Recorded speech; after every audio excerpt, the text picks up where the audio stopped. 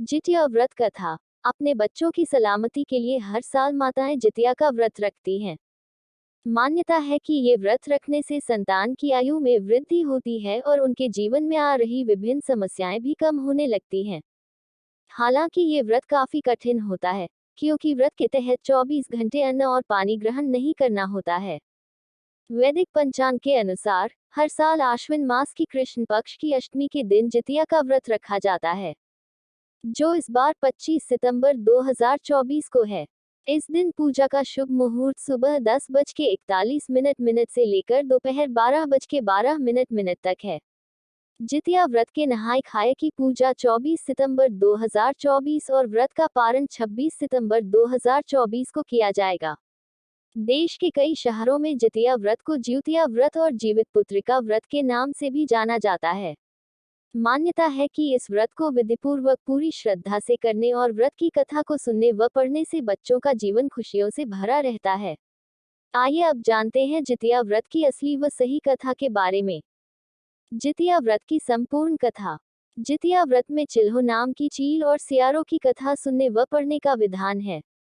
पौराणिक कथाओं के अनुसार एक वन में सेमल का पेड़ था, जिस पर एक चिल्हो रहती थी। पेड़ के पास घनी झाड़ियां थी, जिसमें एक सियारिन रहती थी। चिल्हो और सियारिन अच्छे दोस्त थे, जो मिलजुल कर हर काम करते थे। एक दिन वन के पास कुछ महिलाएं जितिया व्रत की पूजा की तैयारियां कर रही थी। चिल्हो और सियारिन ने महिलाओं की बातों को ध्यान से सुना और खुद ये व्रत रखने का निर्णय किया। किसने तोड़ा व्रत का संकल्प? शाम तक सियारिन और चिल्हो दोनों ने निर्जला व्रत रखा, लेकिन रात होते ही सियारिन को भूख लगने लगी। जब सियारिन से भूख बर्दाश्त नहीं हुई, तो उसने मांस और हड्डी खा ली। जब ये बात चिल्हो को पता चली, तो उसने सियारिन को खूब डांटा और कहा, जब तुमसे व्रत नहीं रखा जाता है, तो संकल्प क्यों लिया? हालांकि चिल्हो ने अपना व्रत पूरा किया। सियारिन चिल्हो से क्यों जलती थी? अगले जन्म में सियारिन और चिल्हो ने राजकुमारी के रूप में जन्म लिया, जो सगी बहनें थीं। सियारिन चिल्हो से बड़ी थी, जिसकी शादी एक राजकुमार से हुई। चिल्हो छोटी थी, जिसकी शादी उसी राज्य के मंत्री के पुत्र से हुई।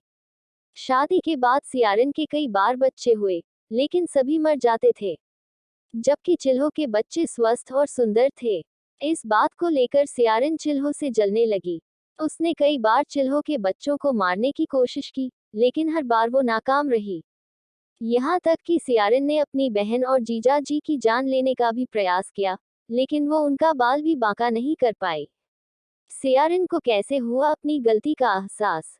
एक दिन सोते हुए दैवयोग से सियारिन को अपनी भूल का एहसास हुआ, जिसके बाद उसने अपनी बहन से क्षमा मांगी और बहन के कहने पर जितिया का व्रत किया।